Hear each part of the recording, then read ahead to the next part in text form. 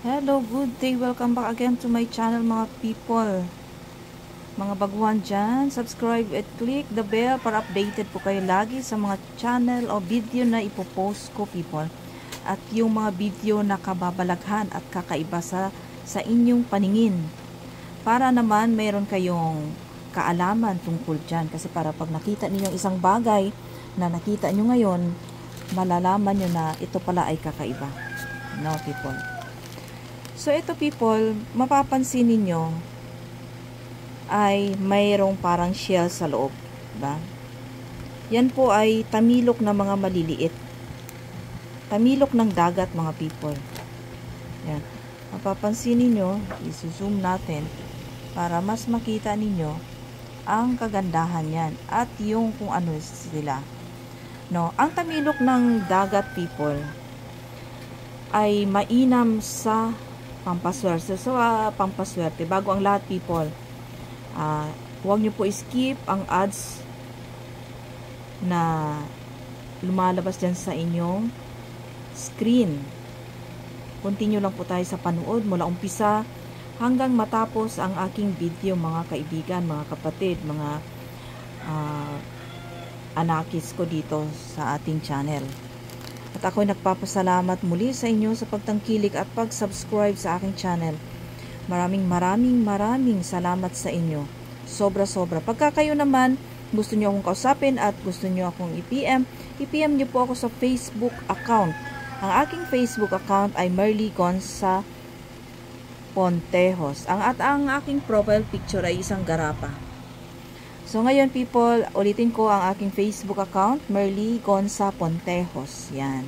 I-PM nyo ako dyan people para kung mayroon kayong katanungan at gusto nyo magpalimos ng gamit. Kasi pinapalimusan ko rin ang aking mga gamit, no, mga people.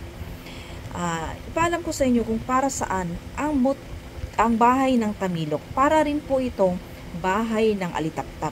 Kasi alam naman natin na ang bahay ay tinutuluyan at tinutulugan at maraming tao sa loob, ba? So, ngayon, ang bahay ng tamilok naman, people, dyan nanirahan ang mga tamilok. Ngayon, sa tagal ng panahon, ang puno na to, ay binahayan na ng tamilok. Diba, mga people, binahayan ng tamilok, at ito naman ay pampaswerte sa pangkabuhayan, no? At pampaakit, taglay pampaakit, may halong gayuma, at hindi po ito may protection din to sa kabal o pangontra kasi kaya natatawag natin na mayroon din kabal at mayroon din pangontra kasi bahay ito at dito nanirahan ang mga tamilok at sila ay ang taglay ng kapangyarihan ng tamilok ay sa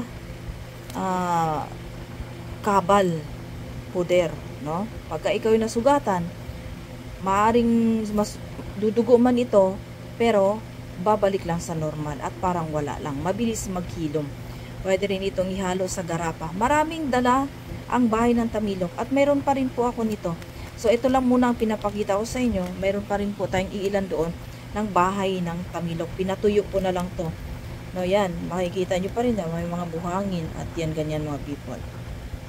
Yan ay nagsisilbing, nagbibigay sa atin ng kagasaganaan at happy family. Kung mayroon kayong ganito mga people, happy family, pampaswerte sa buhay, sa negosyo, protection ka na rin. Yan ang bahay ng tamilok. Yan ang bertud ng bahay ng tamilok na mayroon din itong taglay ng gayuma, panghalina, pampaswerte, protection.